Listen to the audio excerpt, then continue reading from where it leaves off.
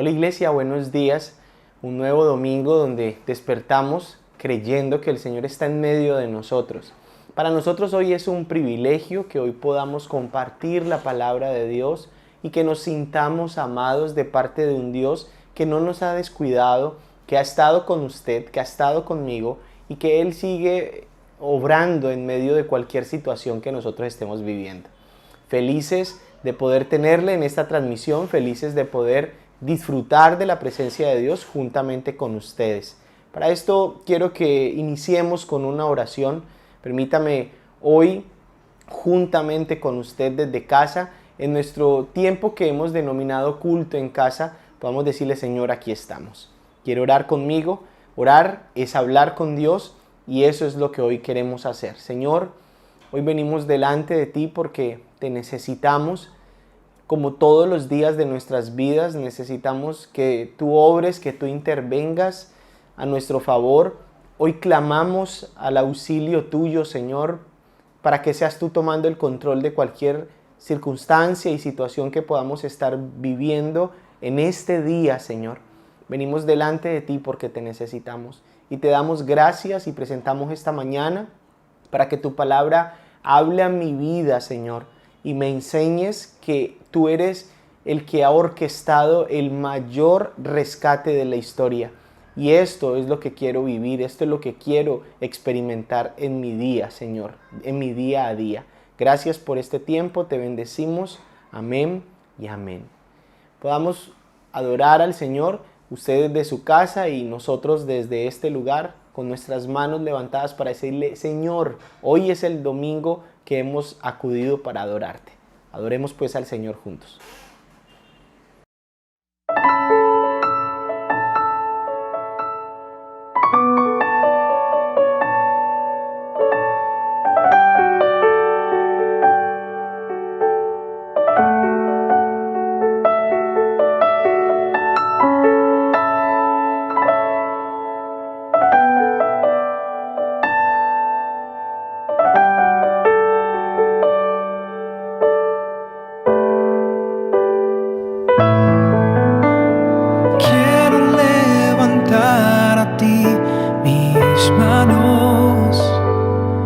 Maravilloso Jesús, milagroso Señor,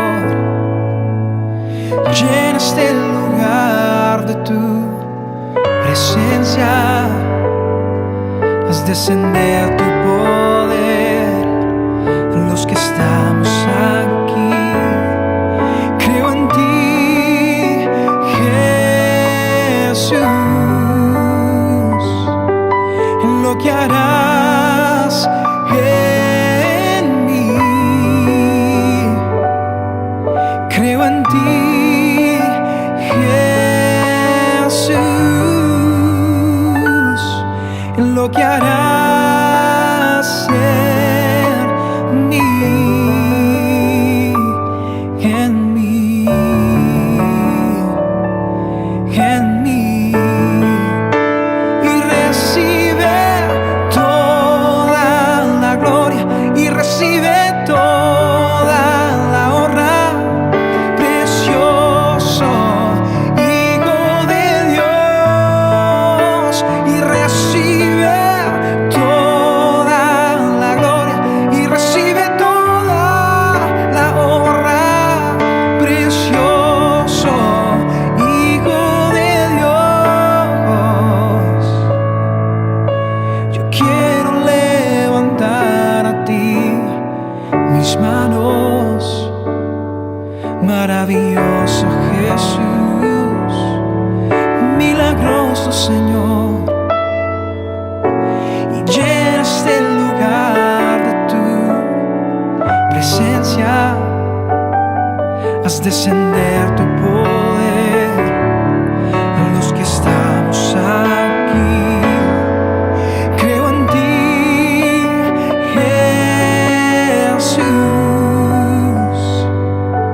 en lo que harás en mí. Creo en ti, Jesús, en lo que harás en mí, en mí,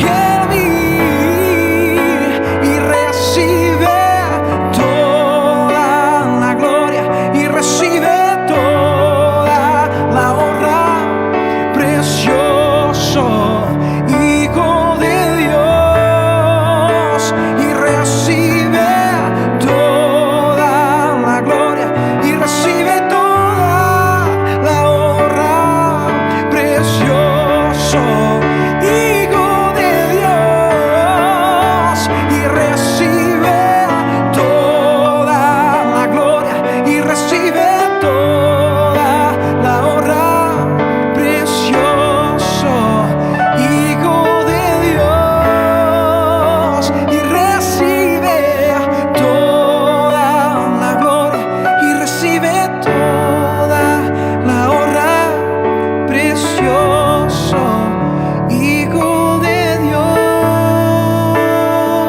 Oh, recíbelo, Señor. Oh, recibe toda gloria. Oh, recibe todo honor. Tú eres digno, Padre. Tú eres digno, Padre. No hay otro como tú. Oh, sentado en tu trono tú estás, Señor. Y hoy te adoramos. Hoy nos humillamos ante tu trono de gloria. Y reconocemos que no hay otro como tú. Oh, tú eres digno de toda alabanza. Oh, tú eres digno, Señor, de todo honor. Oh, te adoramos. Hoy te exaltamos, Señor. Y creo en ti, Jesús, en lo que harás en mí. Y creo en ti, Jesús, en lo que harás en mí.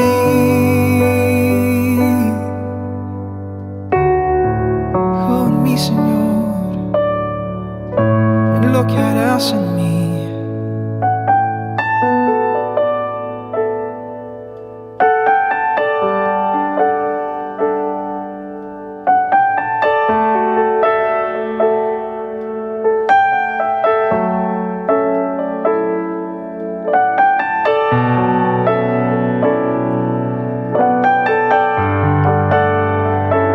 Oh, tú eres digno, Señor.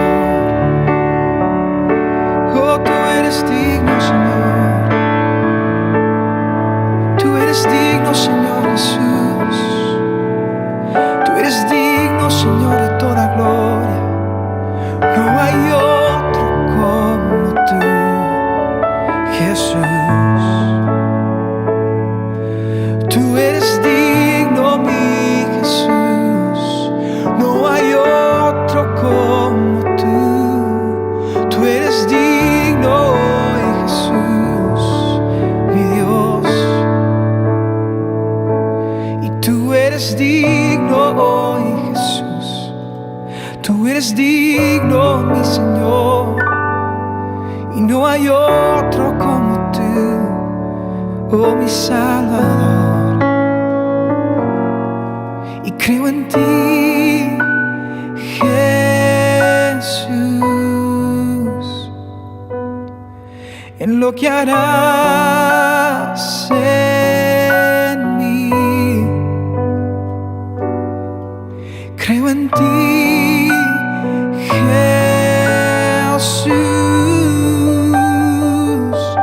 en lo que harás en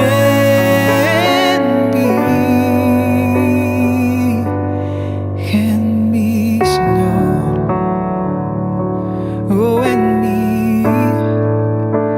Y recibe toda la gloria y recibe toda la honra, precioso Hijo de Dios, y recibe toda la gloria y recibe toda la honra.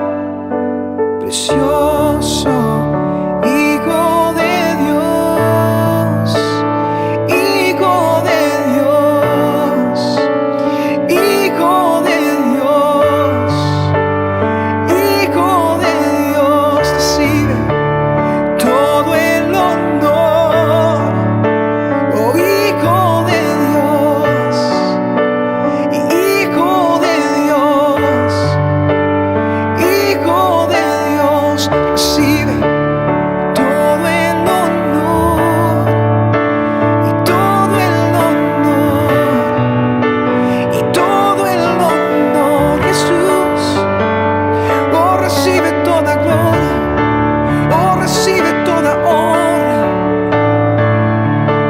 Hijo de Dios, oh Hijo de Dios, recibe toda gloria, todo honor. Jesús, Jesús.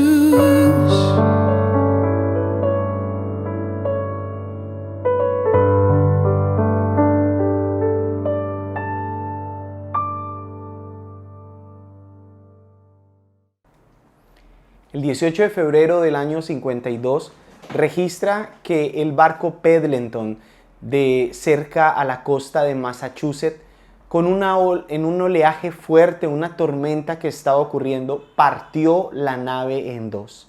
Se dice que en este tiempo, en ese lugar, estaba la guardia costera y que trataron de hacer lo que era imposible, tratar de rescatar a 40 hombres que estaban en un barco con solamente 3 guardacostas en un bote muy pequeño. Era casi que una misión imposible, se podría así delegar.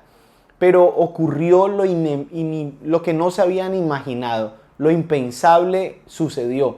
Estos 3 hombres pudieron rescatar 32 personas y hasta el día de hoy la Guardia Costera atribuye a estas 3 valerosas personas como un rescate histórico, como nunca lo hubo, y es uno de los logros y las hazañas más grandes que llegó a realizar la Guardia Costera de Massachusetts en Estados Unidos en aquel tiempo. Pensando un poco en esta situación, pensando un poco en cómo ocurrió este momento y que a partir de allí generó algún impacto en la Guardia Costera, he estado leyendo acerca de un rescate que un día alguien hizo por una persona que nadie imaginaba que podía dar un peso por él. Una persona que todo mundo le rechazaba. Yo quiero que usted me acompañe en este momento y vaya conmigo. Esa historia está en el Evangelio de Lucas desde el capítulo 19. Allí estaremos hablando del gran amor que un hombre hizo y que rescató a alguien que era impensable porque la sociedad lo había marginado. Lucas 19:1 registra: habiendo entrado Jesús en Jericó, iba pasando por la ciudad, y sucedió que un varón llamado Zaqueo, que era jefe de los publicanos y rico, procuraba ver quién era Jesús, pero no podía a causa de la multitud, pues era pequeño de estatura. Y corriendo delante subió a un árbol sicómoro para verle, porque había de pasar por allí. Cuando Jesús llegó a aquel lugar, mirando hacia arriba, le vio y le dijo: Zaqueo, desciende, date prisa, porque hoy es necesario que yo pose en tu casa. Entonces él descendió a prisa y le recibió gozoso. Al ver esto, todos murmuraban, diciendo que había entrado a posar con un hombre pecador. Entonces Zaqueo, puesto en pie, dijo al Señor: He aquí, Señor, la mitad de mis bienes doy a los pobres, y si en algo he defraudado, a alguno se lo devuelvo cuadruplicado. Y Jesús le dijo, hoy ha venido la salvación a esta casa, por cuanto él también es hijo de Abraham, porque el Hijo del Hombre vino a buscar y a salvar lo que se había perdido. Así es, Jesús realizó el mayor rescate que se ha podido evidenciar. El mayor rescate del mundo entero vino a ser dado por el Señor.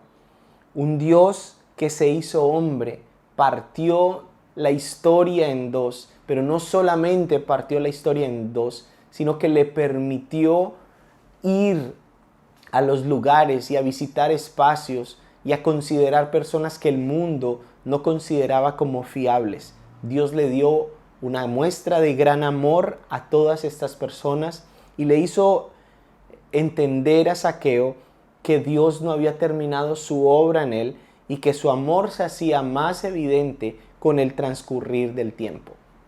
Un Dios que ha rescatado, que ha hecho el mayor rescate de la historia.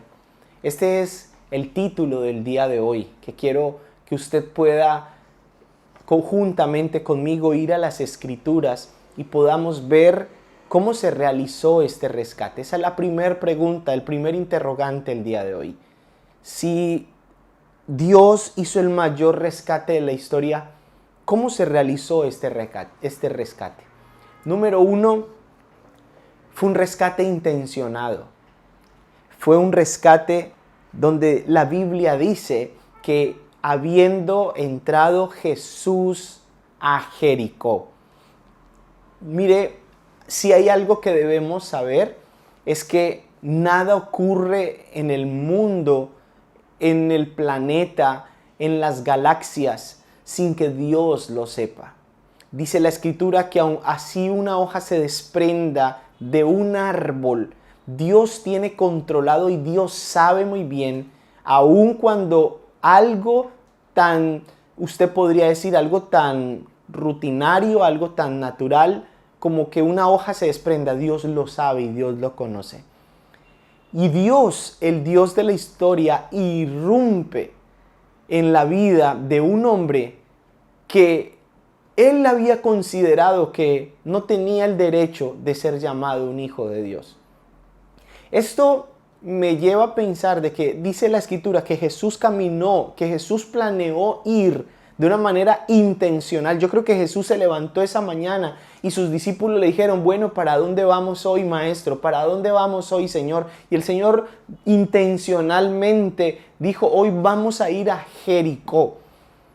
Pero ¿sabe algo? Jericó tenía unas características bien interesantes y los discípulos se voltearon a mirar. ¿Y sabe por qué se voltearon a mirar? Porque Jericó, desde el Antiguo Testamento, había sido una ciudad maldita, una ciudad donde no había mucha esperanza por las personas que vivían en ese lugar, cerca a una zona costera, y no había esperanza realmente para ellos. Pero el Señor, quien es que bendice con su llegada y que puede ir así sea el lugar más maldito que exista en la faz de la tierra, solamente su presencia puede bendecir aquel lugar. Solamente sus pisadas pueden hacer que lo que es maldito, Él lo pueda convertir en algo de bendición. Y este era el lugar. Josué en algún momento manifiesta en aquella conquista épica donde usted recordará Jericó por las murallas que estaban en Jericó y que Dios le dice al pueblo de Israel, marchen por aquel lugar y den 7 vueltas y al 7º día las murallas van a caer. Y así fue. Fue tal como Dios lo había planeado en el Antiguo Testamento. Pero hubo algo que Dios le dijo a aquel hombre que comandaba el ejército de Dios. Y le dijo, Josué, no se pueden llevar absolutamente nada de Jericó. Todo lo que hay en Jericó es maldito. Solamente le perdonarán la vida a Rahab y a los que estén en su casa. a una prostituta que guardó a tus hombres, que guardó a mis hombres, que guardó a mis hijos, y voy a perdonarles, voy a mostrarles mi misericordia a ellos. Y en ese momento, dice la Escritura, que después de que ocurre esto, Josué lanza una maldición y dice, no se volverá a levantar, y aquel que llegue a reconstruir las ruinas de Jericó, no se estarán reconstruyendo y a los pocos días sus hijos morirán. Y esto fue lo que ocurrió y fue una ciudad, por eso decimos una ciudad maldita. Pero Jesús tenía planes diferentes con aquella ciudad. Fue intencionado, ¿sabe por qué? Porque nada sucede, además de lo que nada sucede aquí en la tierra, nada sucede por coincidencia, nada sucede porque, es más, usted que estuvo de pronto pasando los estados o estuvo mirando Facebook y estuvo mirando, de alguna manera estuvo mirando perfiles de los contactos que usted tiene y usted se detuvo en esta transmisión. Esto que usted estaba haciendo, esto que ocurre, no es solamente una coincidencia. Creo más bien que Dios tiene muy planeado y muy intencionado mensajes como estos para poder decirnos que su amor perdura para siempre, que su amor perdura para siempre. No era el lugar más adecuado Jericó, sí, tal vez no lo era, pero sabe, Dios dijo que todo lo que Él podría hacer, que todo lo que podrían tocar sus manos, que todo lo que Jesús hiciera aquí en la tierra sería bendecido. Podría un Dios tocar a las personas e ir hasta Jericó y obrar en aquella ciudad buscando los que se habían perdido. Efesios capítulo 2, versículo 1 dice, y Él os dio vida a vosotros, cuando aún estaban muertos en sus delitos y en sus pecados. Aquí vemos un Dios que está interesado en tocar a tu puerta. Un Dios que siempre, cuando llega a algún lugar, el evangelio toca y toca para bendecir tu casa. ¿Quieres ser bendecido? Permite que este Jesús que intencionalmente hoy está hablando a tu corazón pueda tocar tu vida. Dios hará lo que tenga que hacer y planeará y colocará personas para poder tocar a tu corazón, para poder llamar tu atención, para poder decirte, yo voy a pasar hoy por tu ciudad. Yo voy a pasar. Y allí es donde está la otra parte de esta enseñanza y tiene que ver con la respuesta de aquel cuando Dios llama a la puerta. Dios, de una manera premeditada, aquí vemos a un Dios de una manera premeditada buscando al hombre. ¿Usted recuerda la parábola de las 100 ovejas?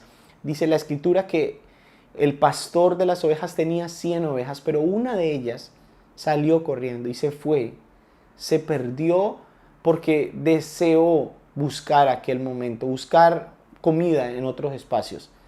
Y en ese tiempo y en ese momento dice la Escritura que el pastor fue y atravesó valles, collados, que atravesó lugares inhóspitos para poder traer su oveja a casa. Eso es lo que el Señor hace con nuestras vidas. Un Dios que es intencional cuando sale a nuestra búsqueda. Número 2, fue un llamado individual o Dios hace un llamado individualizado a cada persona. No puedo hacer que mi fe alcance para poder salvar a otra persona. No, la salvación es personal. Así como Dios hace llamados personales a las vidas de las personas. Y en ese momento quiero que me acompañe el versículo 5 cuando dice, cuando Jesús llegó a aquel lugar, mirando hacia arriba, le vio y le dijo, Zaqueo, date prisa, desciende, porque hoy es necesario que pose yo en tu casa. Jesús vio una necesidad. Un hombre que era diminuto en estatura, un hombre pequeño, de la media general, pero este hombre hizo todo lo que estaba a su alcance porque tenía un profundo deseo de conocer a Jesús. Jesús fue intencionalmente, pero ahora vemos que Jesús hace un llamado individual. Aquel hombre se sube en un árbol para poder ver al Maestro. Pero esto no es lo sorprendente de esta historia. ¿Sabe? Jesús, dice la Escritura, que en aquel momento estaba caminando y mira hacia arriba.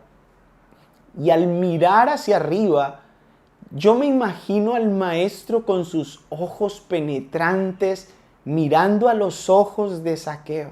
Y Zaqueo, algo intimidado, porque su pecado, por su situación, no le permite ver de frente al Señor. Es como cuando hemos quizás pecado y nos podemos mirar frente a un espejo y podemos, en ese espejo, incluso nos podemos proyectar y nos puede dar pena el ver al Señor. Creo que esto era lo que estaba ocurriendo en la vida de Zaqueo, cuando mira con esos ojos penetrantes, también de gracia y de misericordia, y el Señor se detiene, pero no solamente le mira.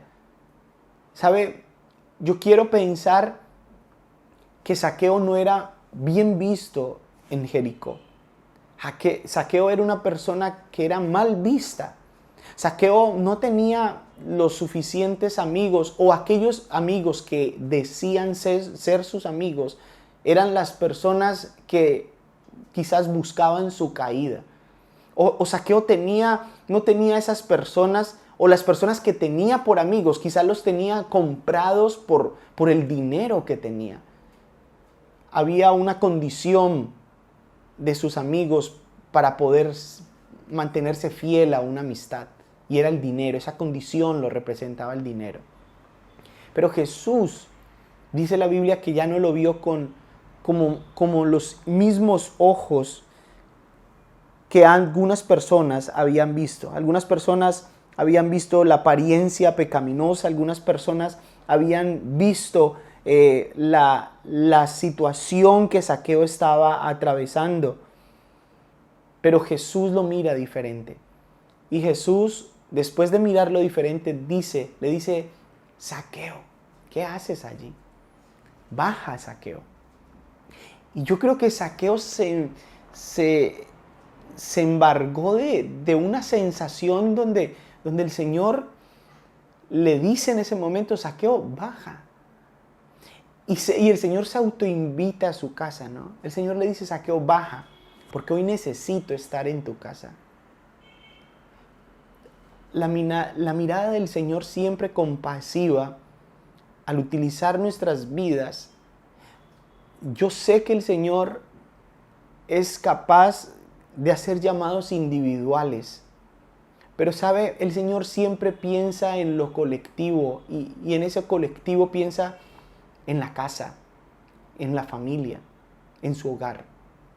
El Señor necesitaba llegar a la casa de aquel hombre que no le visitaban, y que quizás los amigos que visitaban esa casa eran de dudosa reputación, y además iban de una manera interesada. Pero el Señor no tenía ningún interés en su condición económica. El Señor tenía un interés por rescatar a alguien que se había perdido. Zaqueo sabía que nadie le había llamado como el Señor. Zaqueo experimentó lo que nunca jamás había podido llegar a experimentar. El amor de una persona cuando le hablaba, a pesar de su condición. Dice la Escritura que él era un hombre publicano, que era jefe además de los publicanos, y que los publicanos no eran muy queridos. Es más, no se tenían por pueblo, así hubiesen nacido en la Palestina o en aquel lugar de Israel. No, los publicanos eran gente que les odiaban. ¿Sabe por qué? Porque un publicano tenía que cobrar impuestos y no le importaba mentir a la guardia romana para que les hicieran daño a sus propios hermanos, a sus propios hermanos de su propia nación. No le importaba. Era un estigma que se tenía acerca de los publicanos. Por eso le odiaban. Y aquel hombre cuando Jesús le mira y Jesús le dice, necesito hoy posar en su casa, se ve que su amor por el Señor comienza a embargarle. Y Dios le demostró que realmente lo conocía, porque al decirle su nombre, Zaqueo se sintió importante para Dios, para Jesús. ¿Usted se imagina la sorpresa que pudo haber sentido Zaqueo en aquel momento? ¿Cómo Jesús supo el nombre de Zaqueo? ¿Alguien podría hacerse esta pregunta? ¿Cómo Jesús, después de caminar por Jericó, porque Jesús tenía planeado, tenía premeditado poder estar? Y así como Jesús conocía a Zaqueo, Dios te conoce a ti como a nadie más en este mundo. Como a nadie más Dios te conoce. Y hoy Dios le está hablando a los Zaqueos, a los Fabián, a los Carlos, a las Andreas. Dios hoy quiere mostrar su gran amor para contigo, para poder decirte, ¿crees que podría olvidarme de ti? No. Si yo te conozco, de ninguna manera podría olvidarme de ti. Dios te conoce y te llama por tu nombre.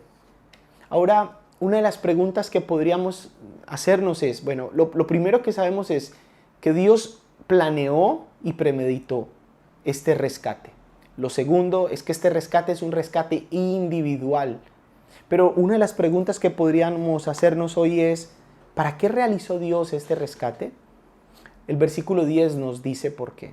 El versículo 10 dice, porque el Hijo del Hombre vino a buscar y a salvar lo que se había perdido. El propósito de Dios y de Jesús venir a la tierra es a buscar y a salvar lo que se había perdido. El mundo en el cual usted y yo vivimos y pisamos es un mundo que en sus extremos y en sus propios excesos ha perdido la cordura. Y hoy a lo malo en nuestro mundo le llamamos que es bueno. Y hoy en el argot popular a lo malo le dicen bueno en nuestro mundo. Y a lo bueno le dicen malo en la condición en la que nosotros vivimos, donde la vida del ser humano se ve reducida y le damos más valor a un perro que a una persona que está en un vientre. Hoy estamos enfrascados de poder utilizar la tecnología y poder utilizar toda nuestra creatividad y nuestra innovación y toda la sabiduría que Dios nos ha regalado para poder crear armas tan destructoras que activando una de ellas podríamos desaparecer un país o alguien podría desaparecer un país. En lugar de poder utilizar toda la sabiduría para erradicar, por ejemplo, el hambre del mundo, y en esto no pensamos. Qué triste vivir en medio de nuestra sociedad, donde el género es una construcción de sociedad, y donde ya la biología misma, la ciencia en una persona, pues no muestra, no da evidencia no se da evidencia de una manera biológica. Es decir, el sexo, si es una persona hombre o si es una mujer, la sociedad dice que es una construcción social lo que eso se determina. Y ya la biología misma, lo que tiene que ver con nuestras partículas, nuestras células, nuestro ADN, no determina ya esto. Entonces, cuando uno comienza a pensarse para dónde vamos, entendemos y sabemos por qué vino el Señor. El Señor vino a buscar y a salvar lo que se había perdido, para mostrar su gran amor. Porque la Biblia dice que de tal manera amó Dios al mundo, para que todo aquel que en Él cree no se pierda, mas tenga vida eterna. Buscar y salvar. El buscar, uno puede buscar para salvar, pues una cosa se puede perder de dos maneras. Una cosa se puede perder cuando está fuera del lugar. Es decir, puede ser que yo tengo un lugar específico para ubicar las llaves de mi carro, una vez que llego a la casa y las coloco en este lugar. Cuando yo no utilizo ese lugar para guardar las cosas, se pueden perder. Es decir, podemos nosotros perder las llaves o se pueden perder las cosas cuando están fuera de su lugar. Pero otra manera como se pueden perder las cosas o las vidas de las personas es cuando se echan a perder en el lugar en que están. Fuera de nuestro lugar, fuera de nuestro espacio, se pueden llegar a perder nuestras vidas. Y hoy quiero dejarte que había un plan de redención desde el cielo hacia la tierra. Que ese plan Dios lo tenía muy bien elaborado. Y fueron como en 3 momentos o 3 etapas que ocurrió esto. Del cielo, dice la Escritura, se le otorgó a la tierra a su Hijo Jesucristo. En la tierra, ya Jesús viviendo y mostrándonos el camino, murió por tus pecados, murió por tus rebeliones. Y la tercera etapa es que después Jesús resucita y nos lleva con Él juntamente al cielo. Con esto quiero decirte, iglesia, que no podemos descansar ni perder la oportunidad de darnos a nosotros mismos, de confiar en el Señor, porque abogado tenemos para con el Padre. Aquel hombre que se hizo maldición en la cruz del Calvario, lo hizo con el propósito de darte vida y vida en abundancia. Esperamos que la palabra de Dios, donde el mayor rescate que pudo haber hecho alguien por tu vida, pueda haber impactado y pueda haber tocado tu corazón. Que Dios te bendiga y que sea el Señor obrando en medio de nuestras situaciones.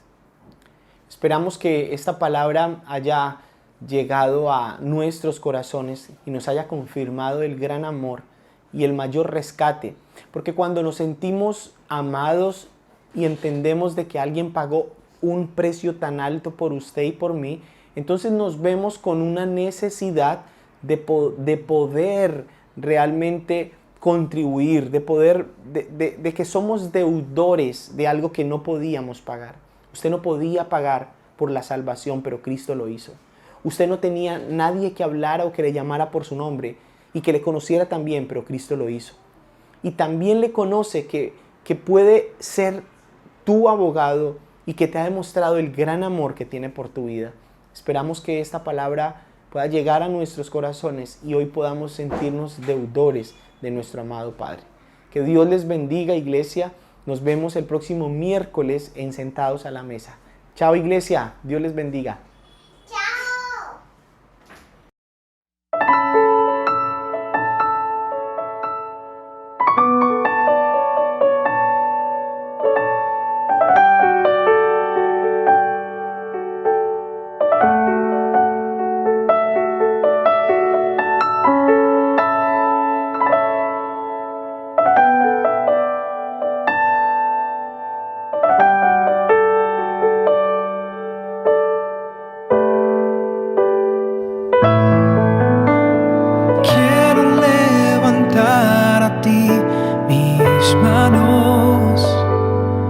Maravilloso Jesús, milagroso Señor,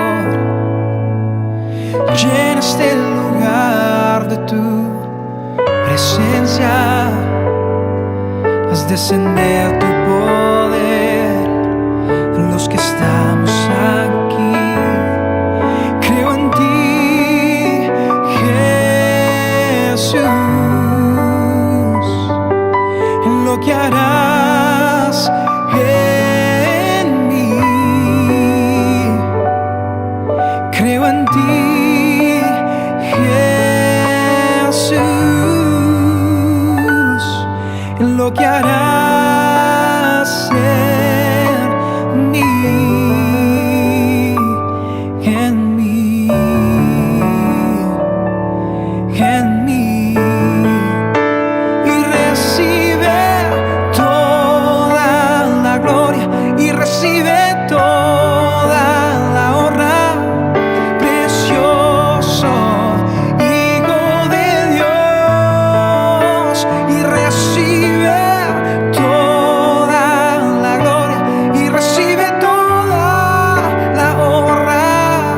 precioso.